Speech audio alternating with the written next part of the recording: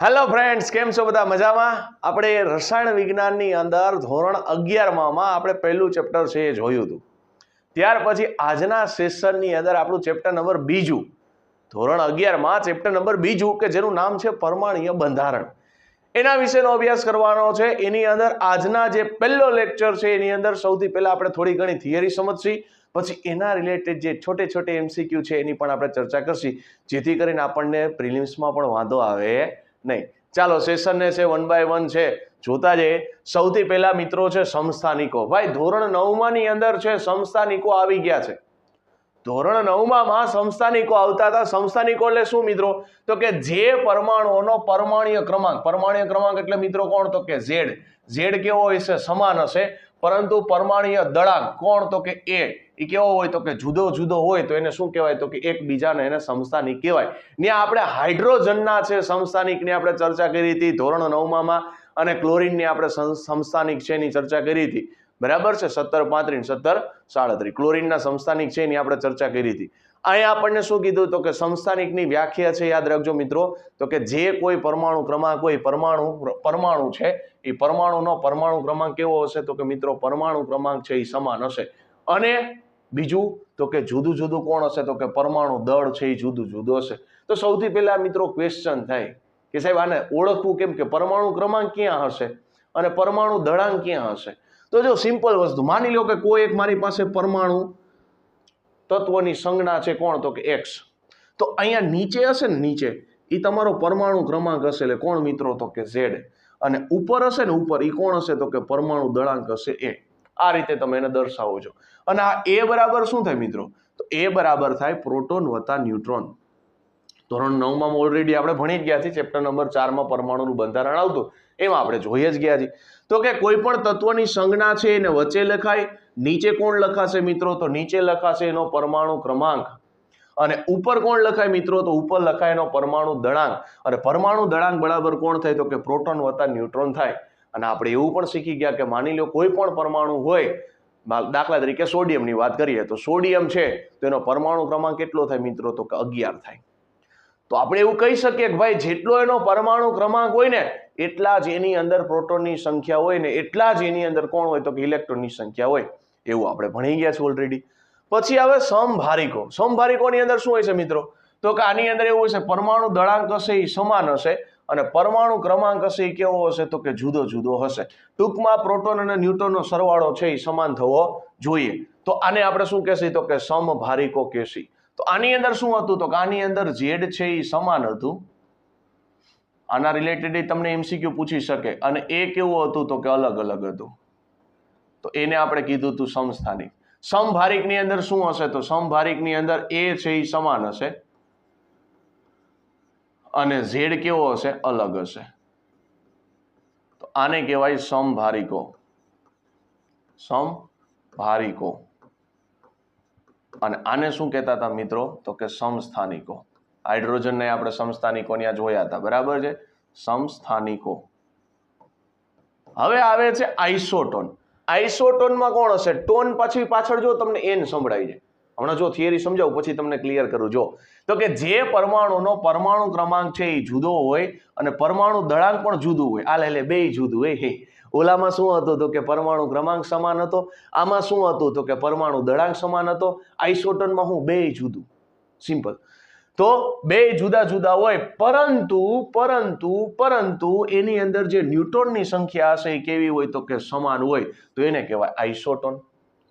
હવે જો ત્રણેય ગોખવા નથી, સિમ્પલ તમને સમજાવું. જો સમભારિક, ભાર ક્યાં લાગે? માથા ઉપર લાગે. ભાર ક્યાં લાગે? માથા ઉપર લાગે. તો માથા ઉપર કોણ હોય મિત્રો? A હોય. તો સમભારિકોની અંદર A કેવો હશે? સમાન હશે. સિમ્પલ વસ્તુ વિચારો. સમસ્થાનિકો નથી યાદ રહેતું કાંઈ નહીં. જોકે એ તો ધોરણ 9માં આપણે આવતું જ, ઈ ના સમભારિકો. પણ માની લો નથી યાદ રહેતું, આઈસોબાર આને આપણે કહીએ સમભારિકોને. બરાબર? આઈસોબાર, બાર ઉપર. સમભારિકો એટલે ભાર. ચાર્યો ભાર. ભાર ક્યાં હોય? તો કે માથા ઉપર આપણને ભાર વધારે લાગે તો આ કેવું હોય છે? સમાન હશે. તો A સમાન હોય તો Z કેવું થાય? અલગ અલગ. હવે એના કરતા ઊંધું ઈ કોણ આવશે? સમસ્થાનિકો. જોઈ લો ઊંધું સમસ્થાનિકો. આઇસોટોન ન એટલે ન્યુટ્રોન. આર્યો આઇસોટોન ન એટલે ન્યુટ્રોન. તો આઇસોટોનમાં ન્યુટ્રોનની સંખ્યા સમાન હોય. તો એને યાદ રહી ગયા. તો આઇસોટોનમાં શું હશે મિત્રો? તો કે Z હશે, ઈ પણ અલગ હશે. એ હશે એ પણ કેવો હશે, અલગ હશે. પરંતુ બંનેની અંદર આની અંદર જોશો તો પરમાણુની અંદર ન્યુટ્રોન છે, ચેડવિકે શોધ કરેલી હતી, બરાબર. ન્યુટ્રોન હશે કેવો હશે તો કે સમાન હશે. તો ન્યુટ્રોન સમાન હોય તો એને આપણે કહીએ છીએ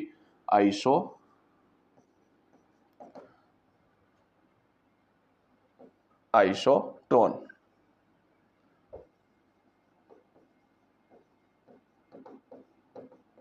એટલે ટૂંકમાં એ માઇનસ ઝેડ કેવું હોવું જોઈએ તો એ માઇનસ ઝેડ છે એ સમાન મળવું જોઈએ. કારણ કે એ માઇનસ ઝેડ કરશો તો જ તમને કોણ મળશે, આપણો ભાઈ ન્યુટ્રોન મળશે, બરાબર. એ માઇનસ ઝેડ કરશો તો તમને કોણ મળશે, આપણો ભાઈ ન્યુટ્રોન મળશે.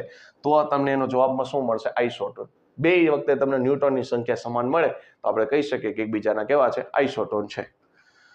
ફોટોનની ઉર્જા મિત્રો, ફોટોનની ઉર્જા એટલે કે E બરાબર h ન્યુ, બરાબર. h મ્યુ છે, v નથી, આ ધ્યાનમાં રાખજો, બરાબર. h મ્યુ અને મ્યુ એટલે કોણ થાય મિત્રો તો કે મ્યુ બરાબર c બાય લેમડા, અથવા તો તમે આવું લખી શકો, આપણે આને ઓળખી છે લેમડા બરાબર c બાય મ્યુ, બરાબર. લેમડા બરાબર c બાય મ્યુ.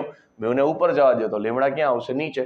તો એના બરાબર બીજું સૂત્ર થઈ ગયું E બરાબર hc બાય લેમડા.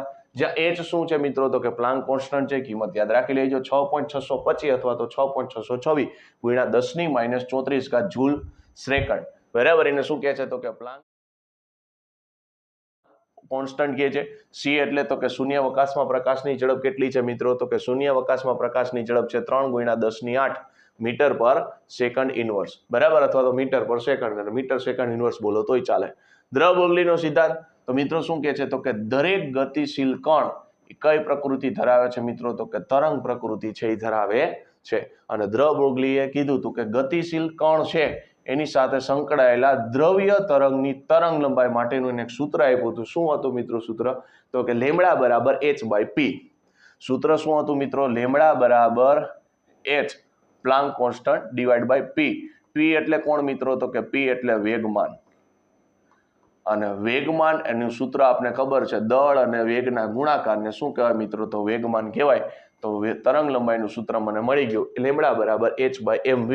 સમીકરણ ઉપર તારાયું હતું એ કેવું છે તો કે દ્રવ્ય છે એ તરંગ સમીકરણ તરીકે જે હતું એને ઓળખાય છે. અને જ્યાં લેમડા બરાબર શું છે મિત્રો તો કે દ્રવ્ય છે એની તરંગ લંબાઈ છે, h બરાબર હમણાં જ કીધું પ્લાન્ક કોન્સ્ટન્ટ, કિંમત કેટલી તો કે 6.625, અને m શું છે તો કે ગતિશીલ કણનું દળ છે, ને v શું છે મિત્રો તો કે એનો વેગ છે. ગતિશીલ કણની ગતિશક્તિ છે k અથવા તો એનર્જી E હોય તો તેની સાથે સંકળાયેલા દ્રવ્ય તરંગની તરંગ લંબાઈ કેટલી થાય મિત્રો તો આ સૂત્ર યાદ રાખજો, MCQ ની અંદર પૂછી શકે. ક્યાંથી મળ્યું મિત્રો સૂત્ર તો કે આપણને ખબર છે કાઇનેટિક એનર્જી બરાબર આવું લખી શકાય p²/2m. 2m ને ઉપર જવા દો તો k અને 2 અને m બરાબર કોણ થઈ ગયું મિત્રો p² થઈ ગયું. બે બાજુ વર્ગમૂળ કાઢો તો p બરાબર કોણ થાય તો કે 2km, વર્ગમૂળ નો નીકળે એટલે છાપરામાં. બસ આ p ની જગ્યાએ કિંમત મૂકી દો તો શું થશે તો કે ભાઈ લેમડા બરાબર h બાય કોણ હતું તો કે p હતું. p ની જગ્યાએ તમે કિંમત મૂકશો તો કેટલા થશે h/√2km. k ની જગ્યાએ તમે એ લખી શકો, એટલે સૂત્ર તમને મળી ગયું, બરાબર. બાકી તમે આ રીતે તમે સાબિત કરી શકો કે ભાઈ k બરાબર કોણ છે મિત્રો 1/2 mv² છે. બે બાજુ તમે છે m વડે ગુણાકાર કરી નાખો, બે બાજુ m વડે ગુણાકાર કરશો, બગડાને ઉપર જવા દો તો કોણ થઈ ગયું તો કે 2mk બરાબર અહીં કોણ થઈ ગયું તો કે mv². કા તો કે m ગુણ્યા m એટલે m², અને v² છે તો બે માંથી સ્ક્વેર કોમન કાઢો એટલે ઉપર વયો જશે. અને mb એટલે કોણ થાય મિત્રો, mb એટલે થાય p², p² બરાબર 2mk, બરાબર. ગમે એ રીતે તમને સૂત્ર ડાયરેક્ટ યાદ હોય તો કઈ વાંધો નથી, નો યાદ હોય તો તમે સાબિત કરીને લખી શકો. તો આ યાદ રાખજો, લેમડા બરાબર h/√2mk. દ્રવ્ય-બોગલીનો સિદ્ધાંત છે ગતિશીલ અતિ સૂક્ષ્મ કણ જેવા કે ઇલેક્ટ્રોન છે, પ્રોટોન છે, ન્યુટ્રોન છે, હાઇડ્રોજન પરમાણુને લાગુ પડે છે. પ્રમાણમાં વધુ દળ ધરાવતા ગતિશીલ કણો સાથે સંકળાયેલી તરંગ લંબાઈ એટલી બધી કેવી હોય તો કે સૂક્ષ્મ હોય છે કે કોઈ પણ પ્રાયોગિક રીતે તેને માપી શકાતી નથી. આથી વધુ દળ ધરાવતા ગતિશીલ કણો માટે છે દ્રવ્ય-બોગલી સિદ્ધાંત છે એ મહત્વનો રહેતો નથી. ટૂંકમાં જે છોટે પાર્ટિકલ છે એના માટે આ લાગુ પડે છે. હાઇઝનબર્ગનો કયો સિદ્ધાંત મિત્રો? તો હાઇઝનબર્ગનો અનિશ્ચિતતાનો સિદ્ધાંત શું કહે છે? તો કે ગતિશીલ અસૂક્ષ્મ કણનું અવકાશમાં સ્થાન અને તેની ગતિ ચોકસાઈપૂર્વક એક સાથે નક્કી કરી શકાતી નથી, કારણ કે મુવમેન્ટના લીધે. તો હાઇઝનબર્ગનો અનિશ્ચિતતાનો સિદ્ધાંતનો ગાણિતીય સમીકરણ શું છે મિત્રો? તો કે ગતિશીલ અતિ સૂક્ષ્મ કણનું માપિત મૂલ્યમાં અનિશ્ચિતતા છે. અનિશ્ચિતતા એટલે કોણ મિત્રો? તો કે ડેલ્ટા એક્સ. અનિશ્ચિતતા છે ડેલ્ટા એક્સ અને પ્રયોગ દ્વારા મેળવતા વેગમાનના મૂલ્યમાં અનિશ્ચિતતા એટલે કોણ મિત્રો? ડેલ્ટા પી. એનો ગુણાકાર કેટલો હશે? તો કે ઓછામાં ઓછો h/4π જેટલો હશે. તો એના ઉપરથી સમીકરણ મળ્યું મિત્રો, ડેલ્ટા એક્સ ગુણ્યા delta p greater than or equal to h/4π. ચાલો હવે આ થિયરી જેટલી સમજ્યા છે એના રિલેટેડ થોડા છોટે એમસીક્યુ છે એની ચર્ચા કરીએ. સૌથી પહેલો એમસીક્યુ છે, આવા 4 એમસીક્યુ છે જે તમને ટ્વિસ્ટ કરીને મેં રાખેલા છે અને એમાં ભૂલ પડવાની શક્યતા છે. જોતા જજો નિરાતે 1 by 1. ચાલો પહેલો ક્વેશ્ચન શું કહે છે? તો કે પ્રકાશની કણ પ્રકૃતિ દ્વારા કઈ ઘટના છે એ સમજાવી શકાય મિત્રો? વિવર્તન, વ્યતિકરણ, ફોટો ઇલેક્ટ્રિક અસર કે આપેલ ત્રણે? તો પ્રકાશની કણ પ્રકૃતિ દ્વારા કઈ અસર સમજાવી શકાય મિત્રો? તો કે ફોટો ઇલેક્ટ્રિક અસર છે એ આપણે છે કણ પ્રકૃતિ દ્વારા સમજાવી શકીએ છીએ. આગળ પ્રકાશની તરંગ પ્રકૃતિ દ્વારા છે કઈ ઘટના છે એ સમજાવી શકાય? વિવર્તન, વ્યતિકરણ, પરાવર્તન કે આપેલ ત્રણે? તો તરંગ પ્રકૃતિ દ્વારા તમે કઈ ઘટના સમજાવી શકો છો? વિવર્તન, વ્યતિકરણ, પરાવર્તન ત્રણેય ઘટના સમજાવી શકાય. તો આનો જવાબ શું આવશે? આપેલ ત્રણેય. આના સિવાય બીજી કઈ ઘટના આવશે મિત્રો? તો આના સિવાય તમને વક્રીભવન પણ ઓપ્શનની અંદર આપી શકે અને ધ્રુવીભવન પણ છે એ ઓપ્શનની અંદર આપી શકે. તો આ બે વસ્તુ આપને ક્લિયર હોવી જોઈએ. તરંગની પ્રકૃતિ દ્વારા કઈ ઘટના સમજાવી શકાય પ્રકાશની? તો આ 5 વસ્તુ આવશે, ધ્યાનમાં રાખજો. વિવર્તન, વ્યતિકરણ, પરાવર્તન, વક્રીભવન ને ધ્રુવીભવન. આગળ કઈ ઘટના છે એ પ્રકાશનું કણ અને તરંગ, કણ પ્રકૃતિ અને તરંગ પ્રકૃતિ બંને દ્વારા છે મિત્રો સમજાવી શકાય. એ કઈ છે? તો મિત્રો વક્રીભવન છે, એને તમે બંને દ્વારા સમજાવી શકો છો. કણની પ્રકૃતિ અને તરંગ પ્રકૃતિ છે એ બંને દ્વારા તમે સમજાવી શકો છો. અને બીજું કોણ આવશે મિત્રો? તો બીજું એક આવશે પરાવર્તન. જો પરાવર્તન અહીં લખ્યું હોત તો આપણો ડેફિનેટલી જવાબ કોણ બનત મિત્રો? તો ડેફિનેટલી જવાબ બનત ઓપ્શન એ અને ઓપ્શન બી. રેડી? આગળ છે કઈ ઘટના છે પ્રકાશના કણ પ્રકૃતિ અને તરંગ પ્રકૃતિમાંથી કોઈ એક જ? જો આગળનામાં શું હતું? બંને હતું. અહીંયા શું છે? તો કે કોઈ એક જ દ્વારા છે સમજાવી શકાય મિત્રો. તો પરાવર્તન, વ્યતિકરણ, પછી વક્રીભવન કે આપેલ ત્રણે? તો કઈ ઘટના આવશે મિત્રો? તો વ્યતિકરણ છે એ કણ પ્રકૃતિ અથવા તો તરંગ પ્રકૃતિમાંથી કોઈ એક જ ઘટના છે એ સમજાવી શકાય છે. એના સિવાય કોણ આવશે મિત્રો? એના સિવાય ધ્રુવીભવન પણ આવી શકે અને વિવર્તન પણ આવી શકે. આગળ દળ ક્રમાંક છે એને એ વડે દર્શાવ્યું છે, પરમાણુ ક્રમાંક છે એને ઝેડ વડે દર્શાવ્યું છે. તો આપેલમાંથી કઈ જોડ છે આઇસોટોનની છે? આઇસોટોન, આઇસોટોન, ન એટલે ન્યુટન. તો અહીંથી મને ખબર પડી કે મિત્રો ન્યુટ્રોન છે, ન્યુટ્રોનની સંખ્યા કેવી હશે? તો કે ન્યુટનની સંખ્યા સમાન હશે. ન્યુટનની સંખ્યા કેવી સમાન હોય? ન્યુટનની સંખ્યા આપણે જોતી હોય તો આપણે ખબર છે a - z કરવાનું, સિમ્પલ. તો પેલામાં a - z કરશો, પેલામાં a - z કરશો તો કેટલો જવાબ આવ્યો મિત્રો? 15 આવ્યો. બીજામાં a - z કરો તો 31 માંથી 14 ગયા તો કેટલો જવાબ આવ્યો મિત્રો? 17. તો અહીંયા 17 જવાબ આવે છે, અહીંયા 15 આવે છે. તો આપણે કહી શકીએ ડેફિનેટલી પહેલો ઓપ્શન તો નહીં જ આવે, કારણ કે બે જગ્યાએ ભાઈ ન્યુટનની સંખ્યા અલગ અલગ છે તો ન આવે, સિમ્પલ. બીજામાં ચેક કરીએ, 31 માંથી 15 કાઢીએ, 31 માંથી 15 જશે, કેટલો જવાબ આવશે? તો કે 16 આવશે. 30 માંથી 14 કાઢીએ, જવાબ કેટલો આવ્યો? 16 આવ્યો. લાઈટ થઈ જવી જોઈએ. બે જગ્યાએ જો ન્યુટનની સંખ્યા છે સમાન આવી તો હું કહી શકું કે આપણો સાચો આન્સર કોણ થશે મિત્રો? Option number B. સિમ્પલ. હાલ ઓપ્શન નંબર બી. એટલે તમારે એટલું યાદ રાખવાનું, આઇસોટોન એટલે ન્યુટનની સંખ્યા કેવી હશે? સમાન હશે. ન્યુટનની સંખ્યા ગોતતા કોને ન આવડે? બધાને આવડે ભાઈ. સૂત્ર શું છે? a - z. આ કોણ મળ્યું? આપણા ન્યુટનની સંખ્યા. આગળ વધીએ. પરમાણુ ક્રમાંક Z છે ને ન્યુટનની સંખ્યા કોણ છે મિત્રો? તો ન્યુટનની સંખ્યા n માટે આપેલ જોડમાંથી કઈ જોડ છે એ સમભારિકોની છે? ચાલો સમભારિકો માટે કોણ હતું? સમભારિકો માટે કોણ હતું મિત્રો? એ છે એ સમાન હોય. હવે એ સમાન હોય એનો મિનિંગ શું થઈ ગયો મિત્રો? પ્રોટોન વત્તા ન્યુટ્રોન સમાન થાય. તો અહીં તમે ઓપ્શનમાં જોશો ત્યાં તો ક્યાંય પ્રોટોન છે જ નહીં. ઓપ્શનમાં ક્યાંય પ્રોટોન છે નહીં તો શું કરશો મિત્રો? તો પ્રોટોન નથી તો કાંઈ નહીં, ઉપાધિ શું કરો છો ભાઈ? પ્રોટોન એટલે આપને ખબર પડી જાય, પ્રોટોન એટલે કોણ થાય મિત્રો? તો એનો પરમાણુ ક્રમાંક છે એટલા જ એની અંદર પ્રોટોન હોય. સિમ્પલ વસ્તુ છે. અને ઝેડ કેવો હોય છે? અલગ હશે. ઝેડ કેવો હશે? અલગ હશે. ચાલો પહેલામાં ચેક કરો તો ભાઈ, તો પ્રોટોન અને ન્યુટ્રોનનો સરવાળો છે એ સમાન મળવો જોઈએ. તો પ્રોટોન અને ન્યુટ્રોનનો સરવાળો સમાન મળવો જોઈએ. પહેલામાં ચેક કરો તો 8 ને 1 9 થાય અને 2 ને 1 કેટલા થઈ ગયા? 3. અહીંયા ચેક કરો તો 20 ને 20 40 થયા. ચાલો અહીંયા બે ક્યાંય સમાન મળતા નથી એટલે પહેલો ઓપ્શન તો ગયો. બીજામાં ચેક કરો તો કેટલા થઈ ગયા? 8 ને 2 10, 2 ને 1 3 ને 1 4 40. અહીંયા ચેક કરો તો કેટલા થઈ ગયા? 39. અહીંયા સમાન મળતું નથી. ત્રીજામાં ચેક કરો તો અહીંયા એ નથી, ઝેડ છે. ત્રીજામાં ચેક કરો તો 8 ને 2 10 અને 40. અહીંયા ચેક કરશો તો કેટલા થઈ ગયા? 41. આ નથી. જો પહેલો ઓપ્શન એ ન હોય, બીજો ઓપ્શન એ ન હોય, ત્રીજો ઓપ્શન ન હોય, આખું વીચીને ચોથો ઓપ્શન છે એ ટીક કરી નાખવાનો. અને થાય છે, ચેક કરી લ્યો ભાઈ. 18 ને 22 કેટલા થશે? તો 18 ને 22 થઈ ગયા 40 અને 20 ને 20 કેટલા થઈ ગયા? 40. જો બે જગ્યાએ તમને સમાન મળ્યું તો આપણો કરેક્ટ ઓપ્શન કોણ થશે? કરેક્ટ ઓપ્શન થશે ઓપ્શન નંબર બી. એટલે કન્સેપ્ટ ખબર હશે, ડાયરેક્ટ જવાબ આવશે. ક્લિયર થાય છે? આગળ વધીએ. એક સ્પીસીસમાં ઇલેક્ટ્રોન, પ્રોટોન ને ન્યુટ્રોનની સંખ્યા અનુક્રમે કેટલી છે? 24, 26 ને 30 છે. તો તે સ્પીસીસ માટે યોગ્ય સંજ્ઞા કઈ છે? સિમ્પલ વસ્તુ ભાઈ, ઇલેક્ટ્રોન કેટલા છે? જો આ ઇલેક્ટ્રોન છે, આ કોણ છે? તો કે પ્રોટોન છે. આ કોણ છે? ન્યુટ્રોન છે. સિમ્પલ વસ્તુ. જ્યારે આવા સ્પીસીસ રિલેટેડ તમને ક્વેશ્ચન પૂછે ને, તમારે એટલું યાદ રાખવાનું, પ્રોટોનને પકડો. પ્રોટોનને પકડો, આરામથી ક્વેશ્ચન છે એ સોલ્વ થઈ જશે. 50% ક્વેશ્ચન સોલ્વ થઈ જશે સ્પીસીસના. પ્રોટોનને પકડશો ને તો મિસીસને જોઈ દો પાછળ, અગર લાફા પડશે. ચાલો, તો પ્રોટોન કેટલા મિત્રો? 26 છે. હવે 26 નંબરનું તત્વ કયું થાય? 26 નંબરનું તત્વ કયું થાય? એસટી વડોદરા કોર્પોરેશનમાં ફેંકો નિકુંજને. બરાબર? આખી સિરીઝ તમને યાદ હોય કે ભાઈ આખું આવર્ત કોષ્ટક, આપને જે આવર્ત કોષ્ટક જો મોઢે હોય તો તમે ડાયરેક્ટ ગોતી શકો, પણ બધાય તત્વો યાદ રાખવાના નથી. ઘણા આખું આવર્ત કોષ્ટક યાદ રાખે ભાઈ. લીસો પુરુ સિપ્રાન, 2 માજીકાસર બારાન, કાસી જટીલેન, નાફો આયોબીન, બેગાનાલુ ગોબીન થેલા. બેગાનાલુ ગોભી થેલા વેલા આવે. બરાબર છે? કાસી જટીલેન, પછી નાફો આયોબીન, ઓસસી ટેમ્પોન, એસટી વડોદરા કોર્પોરેશનમાં. એટલે આખું આવર્ત કોષ્ટક યાદ રાખવાની જરૂર નથી.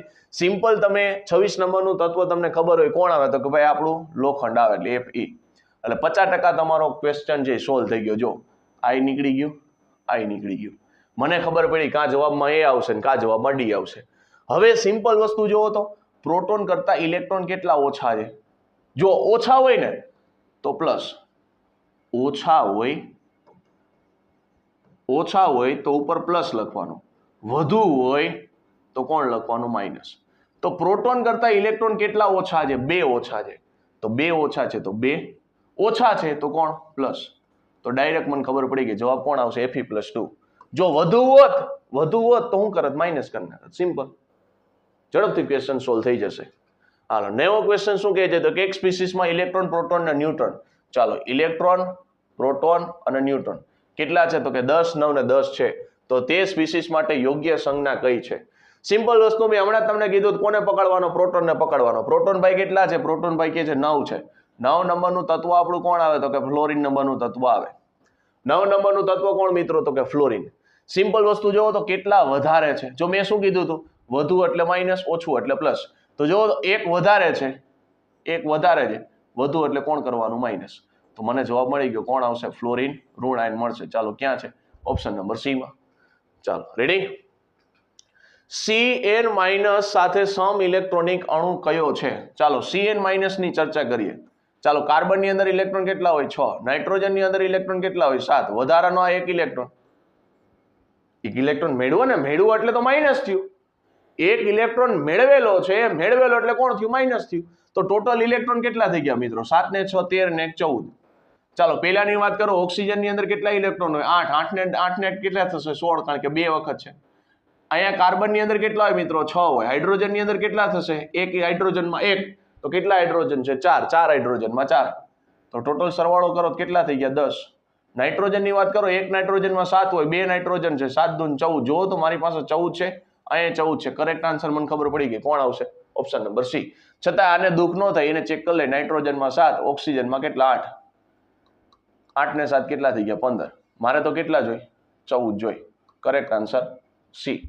ક્લિયર? આગળ, ફોટોનની શક્તિ આપેલમાંથી કોના સમચલનમાં છે? ફોટોન મિત્રો આપને ખબર છે, E બરાબર શું હતું? h μ.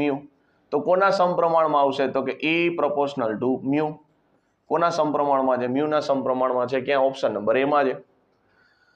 ગતિશીલ કણ સાથે સંકળાયેલ દ્રવ્ય તરંગની તરંગ લંબાઈ લેમડું છે, ગતિશક્તિ ઈ છે અને તેના દળ વચ્ચેના સંબંધનું સૂત્ર હમણાં જ મિત્રો આપણે પહેલા જ જોયું હતું. લેમડું બરાબર શું હતું મિત્રો? લેમડું બરાબર h/√2mk હતું. કે ની જગ્યાએ તમને ગતિશક્તિ ઈ આપ્યું છે, કે ની જગ્યાએ હળવેગ દઈને ઈ લખી નાખવાનું, કોઈને પૂછવા ઊભું રહેવાનું નહીં. તો જવાબ કોણ આવ્યો? હાલો આવો જવાબ ક્યાં છે? ઓપ્શન નંબર એમાં છે. આગળ એક ઇલેક્ટ્રોનની ગતિશક્તિ તમને આપી છે મિત્રો 1.64 × 10⁻17 જૂલ છે. ઇલેક્ટ્રોનની તરંગ લંબાઈ કેટલી હશે? ઇલેક્ટ્રોનનું દળ આપી દીધું કેટલું? તો કે 9.109 × 10⁻31 કિલોગ્રામ. અને કેલ્ક્યુલેટરનો યુઝ નહીં કરવા દે એટલે બાજુમાં આવી કઈ કિંમત લખેલી હશે, કારણ કે આવું ક્યાંક સાદરૂપમાં આવતું હશે તો જ આ કિંમત તમને લખીને દીધી હોય, કારણ કે કેલ્ક્યુલેટર તો આપણી પાસે ત્યારે હશે નહીં. તો થોડોક મગજનો ઉપયોગ કરવાનો. જોજો સિમ્પલી રીતે ભાઈ, ઇલેક્ટ્રોનની ગતિશક્તિ આપી છે ઈ બરાબર મને આપેલું છે કેટલું? તો કે 1.64 × 10⁻17. શું આપેલું છે? જૂલ. મારે લેમડું જોઈએ છે, લેમડું. હાલો મારી પાસે સૂત્ર હમણાં જ મેં જોયું હતું, ક્યાં છે? લેમડા બરાબર h/√2me r જો હમણાં જ આપણે જોયું હતું, કઈ ગયું? r બરાબર છે. ચાલો આનો જવાબ હમણાં જોઈ જ લીધો છે, છતાંય આપણે જોઈ લે. હાલો h બરાબર કિંમત કોણ છે? 6.625 × 10⁻34 બરાબર જૂલમાં આવે. અપોનમાં છાપરામાં કેટલા આવશે? 2. એમ કેટલા છે? 9.109 × 10⁻31 ગુણ્યા ઈ કેટલા આપ્યા છે? ઈ આપ્યા છે 1.6 ગુણ્યા કેટલા? 4 ગુણ્યા 10⁻17. જોજો સિમ્પલ વસ્તુ છે આ. 6.625 ગુણ્યા 10⁻34 નીચે કેટલા બચ્યા? આ 1.64 ગુણ્યા 2, 64 ના ડબલ 128 થશે. પેલા સિમ્પલ ઘાતનું સાદરૂપ આપી એટલે થોડી ઘણી આપણને હિન્ટ મળી જાય. 2 ગુણ્યા 9.109 9.109 જોજો સાદરૂપમાં 109 ગુણ્યા 1.64. હાલો ઘાતનું સાદરૂપ આપું છું, જોજો અહીંયા ધ્યાન રાખજો. આ 31 ને 17 એટલે કે કેટલા થઈ ગયા? 10⁻48 થઈ ગઈ. 10⁻48 છે એને 12 બોલાવો તો કેટલા થશે? જોજો આ 6.625 ગુણ્યા 10⁻34 અને નીચે કેટલા બચ્યા? નીચે ઓલો લબાચો બચ્યો. લબાચામાં કોણ બચ્યું? તો કે 2 ગુણ્યા 9.109 અને એને ગુણ્યા કેટલા છે? 1.64 અને ઘાતને બારી કાઢો તો 48 ના અડધા કેટલા થઈ જાય? 48 ના અડધા થઈ જાય 24. ચાલો 24 ને ઉપર મોકલી દો. જોજો સિમ્પલ વસ્તુ છે. 24 ને ઉપર મોકલી દો. કેટલા થઈ ગયા? તો કે 6.625 ગુણ્યા 10⁻34. આ 24 ને ઉપર મોકલો એટલે 10⁻+24 થાય એટલે ખાલી 24 લખું છું. નીચે આ લબાચો. અમને એટલી ખબર પડે આ લબાચાની જ કિંમત છે ને, આ લબાચાની જ કિંમત એટલી આવતી હોય. ગુણાકાર કરવાની જરૂર નથી તો જ તમને આપ્યું હોય. ગુણાકાર કરવાની જરૂર નથી, લબાચાની જ કિંમત છે ને કંઈક આની આજુબાજુ આવતી હોય.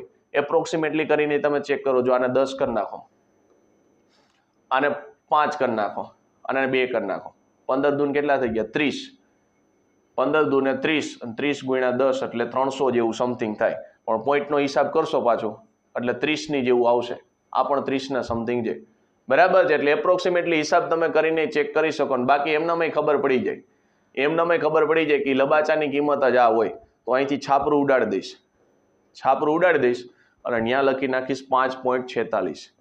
સિમ્પલ વસ્તુ ભાઈ. 6.625 છે એને ડિવાઈડ કેટલા છે? 5.46. અહીંયા હિસાબમાં કેટલું થઈ ગયું? 10⁻10. 10⁻10 એટલે મિત્રો કોણ થાય? 10⁻10 એટલે એંગસ્ટ્રોમ થાય. 10⁻10 એટલે કોણ થાય? એંગસ્ટ્રોમ થાય. ચાલો એંગસ્ટ્રોમ વાળું ક્યાંય છે? હા, આર્યુ. D option correct. આનું ભાગાકાર કરવાની જરૂર નથી. બાકી એપ્રોક્સિમેટલી તમે આંકડા લઈને ભાગાકાર કરી શકો. એપ્રોક્સિમેટલી આંકડા એટલે કેટલા? જો આ 6.625 છે, એપ્રોક્સિમેટલી આંકડો એટલે 5.46 છે. 5.46 નો એપ્રોક્સિમેટલી 5 લઈ લઉં છું એટલે મને ખબર પડે કે નીચેનો આંકડો મેં નાનો લીધો તો જવાબ કેવો આવે? મોટો. નીચેનો આંકડો મેં 5.46 કરતા નાનો લીધો તો જવાબ કેવો આવે? મોટો. કારણ કે આપણે ખબર છે છેદ જેમ નાનો હોય એમ અંશ ભાગાકારનો જવાબ કેવો આવે? મોટો આવે. કન્સેપ્ટ ગણિતમાં આવે જ છે. તો હું છેદ નાનો લઈ લીધો તો જવાબ મોટો આવશે. તો એપ્રોક્સિમેટલી મને ખબર પડી જશે કે આ અંશ હવે અત્યારે છેદ કેવો છે? મોટો છે. તો જવાબ કેવો હોય છે એના કરતા તો નાનો હશે. જોઈએ 5 એકુ 5 કેટલા બચ્યા 1 6 પોઈન્ટ લઈએ છે એટલે પોઈન્ટ મૂકી દો. કેટલા થશે 5 13 15 1.3 સમથિંગ જવાબ આવ્યો. કેટલો 5 લીધું ત્યારે 1.3 સમથિંગ આવ્યો. 5.46 લઉં તો મને ખબર પડી જાય 5.46 જો નીચે છે ને 5.46 તો જવાબ કેટલો આવશે 1.3 કરતા નાનો આવશે. એટલે જવાબમાં તમને ખબર પડી ગઈ કે 1 પોઈન્ટ સમથિંગ કઈક જવાબ આવશે. 1 પોઈન્ટ સમથિંગ વાળો પહેલો ઓપ્શન છે છેલ્લો ઓપ્શન છે, પણ અહીંયા મને 10 ની -10 મળતી એટલે મને ખબર પડી ગઈ એંગસ્ટ્રોમમાં જવાબ આવશે. ફાઇનલ આન્સર કોણ થઈ ગયો ડી. આગળ 500 નેનોમીટર તરંગ લંબાઈ ધરાવતા વિકિરણના ફોટોનની શક્તિ કેટલી થાય મિત્રો?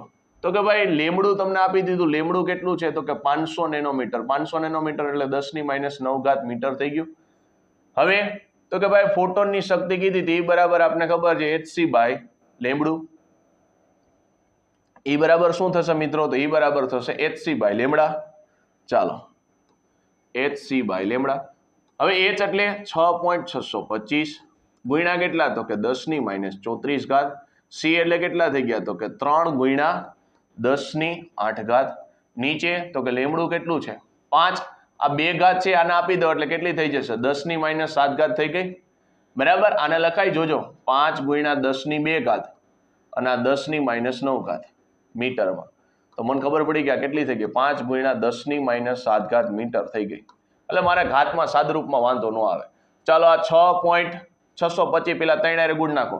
5 તેરી 15 નો પાંચડો વધી 1 3 દુ 6 ને 1 7 6 તેરી 18 નો આઠડો વધી 1 6 તેરી 18 18 ને કેટલા થઈ ગયા મિત્રો તો 19 18 ને કેટલા થઈ ગયા 19 નીચે કેટલા છે 5 ઘાત ને ઉપર જવા દો કેટલા થશે જો 10 ની -34 ગુણ્યા 10 ની 8 ગુણ્યા 10 ની 7 8 ને 7 કેટલા થઈ ગયા તો કે 8 ને 7 થઈ ગયા 15 8 ને 7 કેટલા થઈ ગયા 15 ચાલો 19.875 નીચે 5 અહીંયા 10 ની -34 અને 10 ની કેટલી થઈ ગઈ તો કે 15 થઈ ગઈ. હાલો ઘાતનો હિસાબ પેલા કરી નાખો ત્યાંથી કઈ હિન્ટ મળે છે કે નહીં ચેક કરી લઈ. તો ઘાતનો હિસાબ કરશો તો કેટલા થશે જો અહીંયા 14 માંથી 5 જાય તો 9 આવ્યા 14 માંથી 5 જાય તો 9 આવ્યા અને 3 ના એટલે 2 માંથી 1 જાય તો જવાબ આવ્યો 1 પણ કેવો માઇનસમાં 10 ની -19 વાળું છે થોડુંક ભાગાકાર કરી નાખી. ચાલો કેટલા છે 5 5 તેરી કેટલા થઈ ગયા 15 કેટલા બચ્યા 4 અહીંયા પોઈન્ટ છે એટલે અહીં પોઈન્ટ આવશે એટલે 3 પોઈન્ટ સમથિંગ જવાબ આવે છે. 5 9 આ કેટલા થશે 45 એટલે જવાબમાં એવું 3.9 સમથિંગ જવાબ આવ્યો 3.9 સમથિંગ અને 10 ની -19 વાળું અહીંયા નથી અહીંયા નથી અહીંયા નથી તો અમારે કેવું ન પડે જવાબ એ છે આપણો ફાઇનલ છે. આખો ભાગાકાર કરવાની જરૂર જ નથી મને ડાયરેક્ટ ખબર પડી કે જો તો અહીંથી જ ખબર પડી જાય 3 પોઈન્ટ સમથિંગ જવાબ આવતો હતો 10 ની -19 હતો તો સિમ્પલ. અને તમને પેપરમાં એવા જ દાખલા પૂછશે કે જે ઇઝીલી કેલ્ક્યુલેશન તમારે કેલ્ક્યુલેટરની જરૂર ન પડે એવા જ દાખલા તમને પૂછશે. અને હા જ્યાં જરૂર પડતી હશે ત્યાં બાજુમાં આવું લખેલું હોય છે આવું તો સમજી જવાનું કે આ કિંમત ક્યાંક રસ્તામાં આપણને ભેગી થશે બરાબર. તો એની આપણે મુલાકાત કરશે રસ્તામાં બાકી કઈ વાંધો નથી. હાલ આનો જવાબ એ હતો. નવો ક્વેશ્ચન છે તમને કહે છે 6.67 ગુણ્યા 10 ની 14 હર્ટ્ઝ આવૃત્તિ ધરાવતા વિકિરણના ફોટોનની ઉર્જા કેટલી હશે? ફોટોનની ઉર્જાનું સૂત્ર શું છે મિત્રો? E બરાબર h મ્યુ. હાલો h એટલે કેટલા છે 6.625 ગુણ્યા 10 ની -34 ગુણ્યા મ્યુ કેટલા છે આવૃત્તિ કેટલી આપી મિત્રો તો કે 6.67 ગુણ્યા 10 ની 14 ચાલો હિસાબ કરો તો કેટલા થશે જો 6.625 છે અને એને ગુણ્યા 6.67 કરવાના છે અને અહીંયા કેટલા છે ઘાતનો હિસાબ કરો તો 10 ની -34 ગુણ્યા 10 ની 14 ચાલો 6.625 ગુણ્યા 6.67 અને અહીંયા હિસાબમાં કેટલી થશે 10 ની -20 જેની આજુબાજુ કંઈક જવાબ હશે 10 ની -20 વાળું જો અહીંયા આપેલ પૈકી એક પણ નહીં એટલે થોડોક ચાન્સીસ આપણને રહે બીક લાગે ભય થાય કે ભાઈ કદાચ ઈ આવતું હશે તો -20 છે એટલે મને એટલી તો ખબર પડે કે આ જવાબ તો નો જ આવે એની નજીકના જવાબ આવે કાં આવે ને કાં એવું બની શકે કે 10 ની -20 વાળો જવાબ આવી શકે. એટલે જો અહીંયા આપેલ પૈકી એક પણ નહીં આપ્યું છે તો કાંઈ નહીં કરવાનું ભાઈ મૂંઝાવાનું થોડુંક આનો ગુણાકાર કરી નાખો સિમ્પલ વસ્તુ છે. ગુણાકાર કરતા કોને ન આવડે બધાયને આવડે. ચાલો ગુણાકાર કરી નાખી જો કેટલો છે 6 625 પોઈન્ટને પછી છેલ્લે મૂકી દઈએ. કેટલો છે? 667. હાલો 2 0 આવશે. 6 પંચા 30. 6 પંચા કેટલા થશે? 30. વધી કેટલી આવી? 3. 6 દુ 12. 12 ને 3 15 નો પાંચડો. વધી 1 66 36 ને 1 37. વધી આવશે પાછી 3 66 36 ને 3 કેટલા થઈ ગયા? 39. પાછો એક 0 મૂકી દો. ઉપરથી વધી કાઢ નાખે એટલે આપણને નડે નહીં. હાલો પાછો શું થશે? 6 પંચા ને 30. વધી આવશે 3. 6 દુ 12. 12 ને 3 15 નો પાંચડો. વધી આવશે 1. અહીંયા પાછા આવશે 7 ને અહીંયા પાછા આવશે 39. કારણ કે 6 હારે જ ભાગાકાર કરવાનો, ગુણાકાર કરવાનો, તો ઉપાધિ શું કામ કરવી જોઈએ? 7 નો હિસાબ કરીએ. 7 પંચા 35. વધી કેટલી આવશે? 3. 7 દુ 14. 14 ને 3 17 નો સાતડો. વધી 1. 6 સત્તા 42 ને 43 અને 6 સત્તા 42 અને 4 કેટલા થઈ ગયા? 46. હાલો 5 7. 5 ને 3 8. 6 ને 5 11 ને 7 એટલે 18 નો આટલો. વધી 1. 9 ને 1 10. 10 ને 17 ને 4 21. વધી કેટલી આવશે? 2. 9 ને 5 કેટલા થઈ ગયા? 14 નો ચોગડો. વધી 1. 3 ને 1 4. પોઈન્ટમાં હિસાબ કરો તો કેટલા થશે? અહીંયા 3 ને 2 5. 1 2 3 4 ને 5. તો જવાબ આવ્યો 44.18 ગુણ્યા 10 ની કેટલી ઘાત હતી? 10 ની -20 ઘાત હતી. તો આનું ફાઇનલ જવાબ મને આવ્યો 44 પોઈન્ટ સમથિંગ 18 અને કેટલા છે? 875. લખી જ નાખીએ. 10 ની -20 ઘાત છે. એક પોઈન્ટ આમ ખસેડશો કેટલા થઈ ગયા? 4.4188875. તો એક પોઈન્ટ ખસેડશો ઘાતમાં એક ઘટાડો થશે તો 10 ની -19 ઘાત વાળો જવાબ આવશે. ચાલો 10 ની -19 ઘાત એટલે બી જવાબ છે. સિમ્પલ. થોડી કેલ્ક્યુલેશન માંગી લ્યો તો ગણવી પડશે. નેક્સ્ટ જે એમ દળ ધરાવતા ગતિશીલ અતિ સૂક્ષ્મ કણના સ્થાન અને ગતિશીલની અનિશ્ચિતતાનું આંકડાકીય મૂલ્ય છે એ કેવું છે મિત્રો? સમાન છે. તો અનિશ્ચિતતાને આંકડાકીય મૂલ્ય ઓછામાં ઓછું કેટલું હોઈ શકે? એટલે ટૂંકમાં એવું કે છે ડેલ્ટા એક્સ બરાબર કોણ છે મિત્રો? તો કે ડેલ્ટા વી છે. આ બે સમાન કીધા છે. ડેલ્ટા એક્સ બરાબર કોણ કીધું? Delta v. હવે હાઇઝનબર્ગનું સૂત્ર કોણ હતું? તો કે delta x delta p less than or equal greater than or equal to h upon કેટલું હતું? 2 પાઈ હતું. હવે ડેલ્ટા એક્સ દળ તો કેવું હોય મિત્રો? કોન્સ્ટન્ટ હોય. અહીં કોણ આવશે? ડેલ્ટા વી અને greater than or equal to h upon 2 pi. Delta v ની જગ્યાએ કોણ મૂકીશ? તો ડેલ્ટા વી ની જગ્યાએ, કારણ કે અનિશ્ચિતતાનું મને પૂછ્યું છે, ડેલ્ટા વી ની જગ્યાએ કોણ મૂકીશ? ડેલ્ટા વી ની જગ્યાએ હું મૂકીશ delta x less than or equal to h upon 2 pi. Delta x ગુણ્યા ડેલ્ટા એક્સ એટલે કોણ થઈ ગયું? તો કે ડેલ્ટા એક્સ નો સ્ક્વેર. એમને નીચે જવા દો તો કોણ થઈ ગયું? એચ અપોન 2 પાઈ એમ. વર્ગમૂળ કાઢશો, વર્ગમૂળ કાઢો તો કેટલું થઈ ગયું? તો કે એચ અપોન 2 પાઈ એમ. એકયનું વર્ગમૂળ નથી નીકળ્યું તો આખું છાપરામાં આવશે. ચાલો h upon 2 pi m. H upon 2 pi m sorry h upon 4 pi આવશે. હા મેં કીધું સૂત્રમાં કેમ ભૂલ થઈ ગઈ? એચ અપોન કેટલા આવશે મિત્રો? એચ અપોન 4 પાઈ આવશે, કારણ કે એના ગુણાંકમાં હોય ને. તો 4 નું વર્ગમૂળ મને ખબર પડે મિત્રો. 4 નું વર્ગમૂળ કેટલું થાય? તો 4 નું વર્ગમૂળ થાય 2. 4 નું વર્ગમૂળ કેટલું થાય? 2 થાય. આ 4 છે એનું વર્ગમૂળ કેટલું થઈ ગયું? 2. ચાલો એચ અપોન પાઈ એમ આવો જવાબ થશે. એચ 2 બહાર આવશે અંડરરૂટમાં પાઈ એમ અને ઉપરનું છાપરું ઉપર. ચાલો આવું ક્યાં જોવા મળે છે? આવું ડી ઓપ્શનમાં જોવા મળે છે. આગળ એમ દળ ધરાવતા ગતિશીલ અતિ સૂક્ષ્મ કણના સ્થાનની અનિશ્ચિતતાના આંકડાકીય મૂલ્ય કરતા વેગની અનિશ્ચિતતાનું આંકડાકીય મૂલ્ય કેટલું છે મિત્રો? તો કે 16 ગણું છે. તો તેના વેગમાનની ઓછામાં ઓછી અનિશ્ચિતતાનું આંકડાકીય મૂલ્ય આપેલું ક્યુ હશે? જો એમ દળ ધરાવતા ગતિશીલ અતિ સૂક્ષ્મ કણના સ્થાનની અનિશ્ચિતતાનું આંકડાકીય મૂલ્ય કરતા વેગની અનિશ્ચિતતાનું આંકડાકીય મૂલ્ય કેટલું છે? તો કે 16 ગણું છે. તો અનિશ્ચિતતા એટલે કોણ મિત્રો? ડેલ્ટા એક્સ એ કોના? તો કે ડેલ્ટા વી. બરાબર. જો એના કરતા કોના આંકડાકીય મૂલ્ય છે? એના કરતા વેગની અનિશ્ચિતતાનું મૂલ્ય. વેગની અનિશ્ચિતતાનું મૂલ્ય કેટલું છે મિત્રો? તો 16 ગણું છે. એટલે કેટલા ગણું થઈ ગયું? 16 ગણું થઈ ગયું. બસ હવે શું કરવાનું છે? સિમ્પલ વસ્તુ છે. હવે તમારે ખાલી કિંમત જ મૂકવાની છે. કિંમત મૂકો. જો આપણી પાસે સૂત્ર કોણ હતું મિત્રો? Delta x delta p. P એટલે કોણ લખી નાખું છું? ડાયરેક્ટ પી ની જગ્યાએ હું એમ બી લખી નાખું છું. પી ની જગ્યાએ ડાયરેક્ટ શું લખું છું મિત્રો? તો પી ની જગ્યાએ ડાયરેક્ટ એમ બી લખી નાખું. એમ ડેલ્ટા વી બરાબર greater than or equal to કેટલા થઈ ગયા? એચ અપોન 4 પાઈ થઈ ગયા.